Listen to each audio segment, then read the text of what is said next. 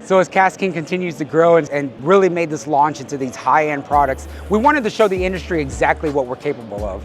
And before BFS really went mainstream, we wanted to really get into that market and bring it to the US angler. And that was the Kestrel Elite. The Kestrel Elite is the world's lightest reel at only 4.4 ounces. We're able to do that with a magnesium frame, carbon fiber side plates, and it has a fly-out arc finesse braking system. So the magnets are actually going to expand and contract utilizing inertia or centrifugal force to do the braking on their own. At the same time, the magnets on the outside, you can still fine tune it. This really made a huge splash and shows what KastKing really is capable of doing. But a lot of people said, man, you know, I'm not really sold on the BFS deal.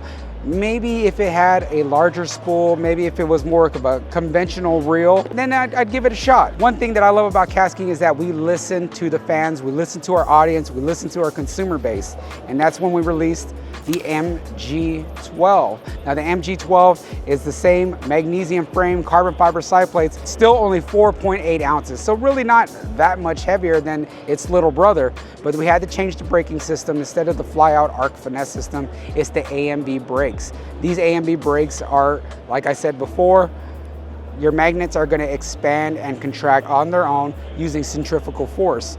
The best way to describe it is when you see a figure skater put their arms out to slow themselves down when they're spinning, that's pretty much what the AMB brake system is doing. This is the perfect jerkbait reel, or what I like to use a lot is for weightless plastic, your weightless Senkos, fluke fishing, stuff like that. But even Skeet Reese was able to knock out his first win in the Bass Pro Tour utilizing this for his small crankbaits. So coming out with these high-end reels, it was pretty much like, okay, what is KastKing going to do now? In fact, the entire industry was asking, what is KastKing going to do now?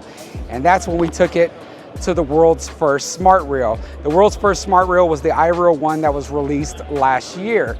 But we came out with already a new iteration. This is the iReel 2. The iReel 2 is 20% lighter. We were able to achieve that with a magnesium frame, magnesium side plates, and we electroplated all of that. This electroplating system that we go through is 4 times stronger than anything out on the market. And at the same time, we salt spray this for 168 hours. So it is gonna stand the test of time and any conditions that you would throw at it. It still has 2 microprocessors in it. You have both of them now in the side plate. One is for your analytics, casting distance, casting speed and all that. But the other Triton MCU is for the braking system. So what's the difference between other digital brakes and our digital brakes?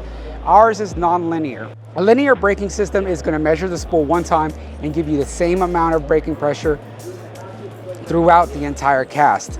Ours is intelligent frequency control, meaning that it's constantly pulsing the brakes depending on the speed spool. That's amazing, right? And I thought that was as good as it gets, but we are also the first ever to break down a cast into 4 different stages. That's your launch, ascent, flight, and your descent. So you're able to pinpoint exactly in those 4 stages where you want your brakes to be: on, off, increase, decrease. Now, if you don't want to do it manually, it comes with 6 preset modes. Your default, you have distance casting, large profile, pitching and flipping, skipping, and your finesse. So you can get in there, change all of that, and you can do all of that without charging the reel. I think that's a huge misconception, is that this reel has to be charged to be used, and that is the furthest from the truth. Now, if you want the analytics, yes, you will have to utilize the charger.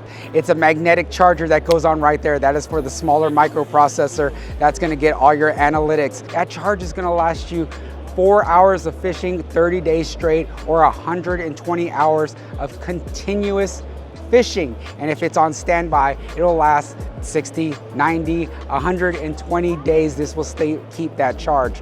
Now, the charger for the braking system that you don't have to manually charge is on a regen system. So with every cast and turning of the handle, that battery is actually recharging itself. But if you just want to pick this up and fish all day long and not have to worry about keeping your thumb on it, backlashing, then the iReel 2 is the reel for you.